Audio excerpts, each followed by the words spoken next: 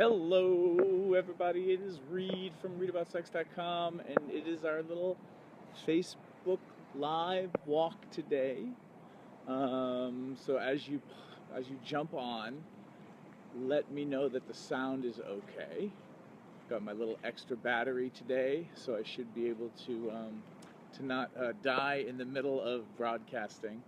And it is a cloudy day here in Oakland.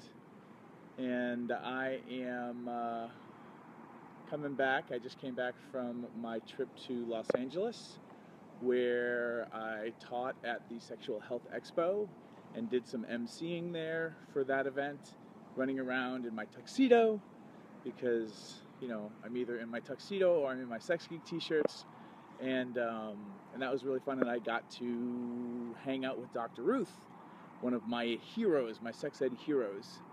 And that was amazing. Give me some hearts for Dr. Ruth.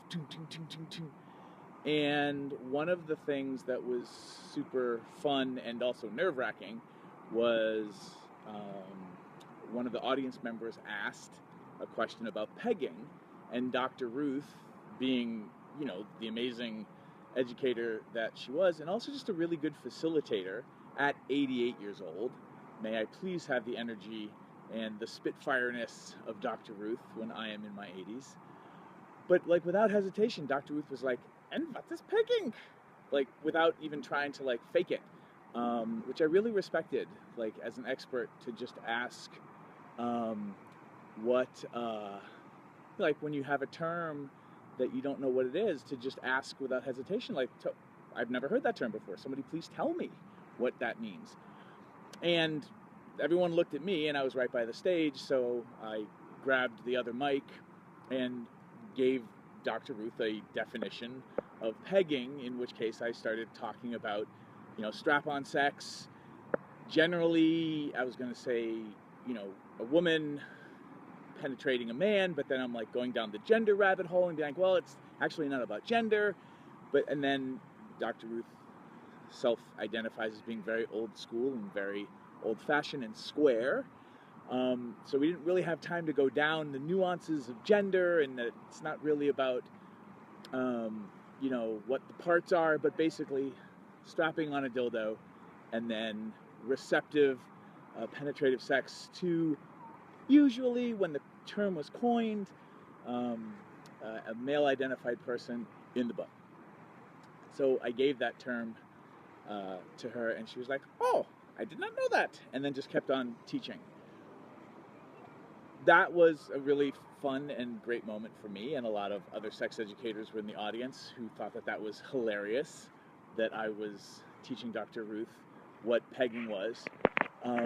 And for you all today, as I walk around in my little turtleneck, staying warm, and my baseball cap, because you know, it's one of those days today where it's just going to be baseball cap and sweater day.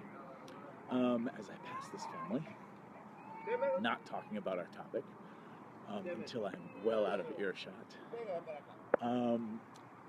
What I wanted to tell you about is, from what I have, I'm seeing the comments and I'm waving to everybody, my quick tips, no pun intended, for pegging, for those of you who are curious about it, or who are enthusiasts, who are trying to help other people become enthusiasts about pegging, is the big rule of thumb with any kind of anal play. And there's some great books out there. Charlie Glickman co-wrote a book on The Ultimate Guide to Prostate play, and Tristan has an amazing book all about anal. So, like, you know, go research and learn about anal play, but the big thing to learn, whether you're taking a workshop or you're reading a book or something like that, checking out one of Jessica Drake's sex ed DVDs, is the slower you go, the faster you get there. And using lots of lube, because the anus does not self-lubricate, going slow to let the person who's being penetrated, like, kind of let their body catch up to what's going on, and also the idea of really creating situations where people can be fully aroused. While some people, it's erotic, it's a turn on in their head to be being penetrated for the receiver, that doesn't mean their body's ready yet. That just means their brain is really lit up for it. So whatever you can do, generally speaking, to give people time for their bodies to really open up, to really get excited, for there to be a lot of endorphins in their blood system, and a lot of, to have their bodies turned on. And I'm just going to give you a quick shot there. Wait, where are they? Hang on. There. It's the crew, the crew team just racing down there practicing. The opportunity to slow down and also not really try for any kind of penetration until somebody's body's really kind of hungry for it, really wants it. And then from a pegging perspective, so that's just anal play in general, starting small with toys to see what's a good fit for people's bodies. But the other two things that I'll leave you with that's been really useful for me as somebody who likes pegging, having a dildo or toy that's a little bit squishy, like not super hard and firm, like like a glass dildo or really super hard rubber or silicone dildo. What would be known in the sex toy world as like a dual density dildo, where it has a firmer core but then the outside is a little bit softer. Vic Skin makes a great dual density dildo. Tantus makes a great dual density dildo. Those seem to be really great, especially for people who are just starting out, because they're just a little bit more, they're just easier on your butt, to put it bluntly.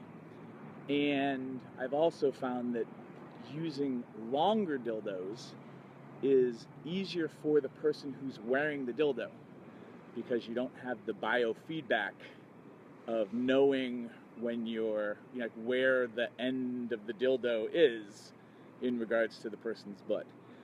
So for me, as somebody in my early days, when I was first trying to get the hang of this, if it was a short dildo, it felt like, for me, like the person was going to fall out of my butt, like on the backstroke, so the fucking motion, they were just going to like slip out of my butt. And then that had me like on high alert, and I was worried and tense. Whereas with a longer dildo, there was less of that worry, so I was able to relax more into my body. This might be too much information. Maybe I'll put it in the description that this is a more explicit video, and hopefully I haven't lost you all. But the idea of longer dildo, something a little bit firm but squishy for the person who's receiving, but the longer dildo for the person who's who's wearing the strap on, that helped transform pegging for me tremendously. It made it so much easier, and allowed me to get a lot better at it. And then last but not least, adding on to all the things that we covered, lube, say it to yourselves, reapply lube. You can't have enough lube, use lube. The other thing is, pegging for a lot of people isn't about in and out motion. It's once you're in, it's more of a kind of humping and grinding motion, like you stay, you kind of lean in to the penetration rather than this kind of fucking motion. That seems to generally be what most people enjoy. Most, air quotes, not all, and not all the time. Sometimes I like a lot of in and out motion, but generally speaking, at least for my body to warm up and recalibrate to being penetrated, that once somebody's inside me, for them to kind of grind or hump rather than that pumping motion. Your mileage may vary, but I think unintentionally we pick up bad visual cues from watching porn, where penetrative sex is about the back and forth motion, because penetrative sex needs to look active. So generally speaking, a lot of pegging seems to quote unquote look a little bit more boring than you would think in your fantasies what it's supposed to look like. Those are just some ideas that I'm going to share with you today as we walk around. Hello. And as I pass these lovely people enjoying the waterfront. I guess that's it. Leave some questions, leave some thoughts, hit some emoticons today. Thanks for going out on our little walk, and let's see, what is the strap-on that I would recommend for this? There's a lot of different ones. The basic ideas are there's like 3 basic forms of strap-ons. There's ones that are like a thong, where they have a strap that goes underneath, a single strap. Then there's more of a jock strap design, which has, you know, the 2 straps that go between the legs around the butt. And now there's the great kind of like underwear brief cloth harnesses that are more like underwear. So Rodeo makes the underwear harness. There's a lot of different companies that make really great strap-ons, and God, like it's not like I'm drawing a blank, but there's just so many different ones that are out there. What I would recommend if you're near an adult toy store that really kicks ass, like Self-Serve in Albuquerque or the Pleasure Chest or Good Vibrations, you go to, or Sugar in Baltimore, Passionals in Philadelphia, you can go to the stores or even call those stores up and ask them to talk to you a little bit about harnesses. And that way you'll get the floor staff that can recommend and kind of be your concierge and help you make a better buyer decision. Aslan Leather in Canada makes some amazing strap-ons. So there's lots of different kinds. Tantus, I believe, puts out a strap-on harness as well. So in some ways, like, there's no wrong decision unless you get the style that isn't the most comfortable for you.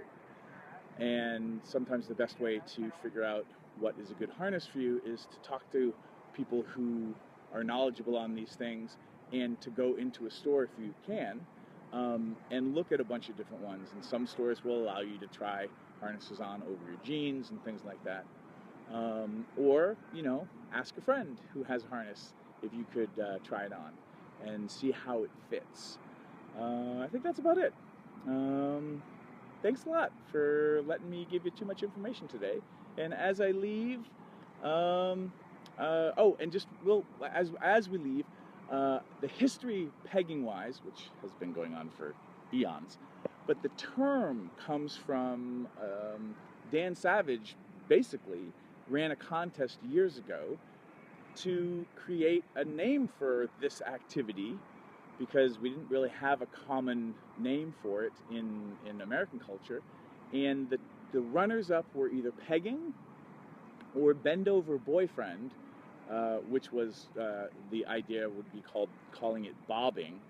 And Bend Over Boyfriend was an educational video made famous by Carol Queen and Robert Lawrence, so you can check that out.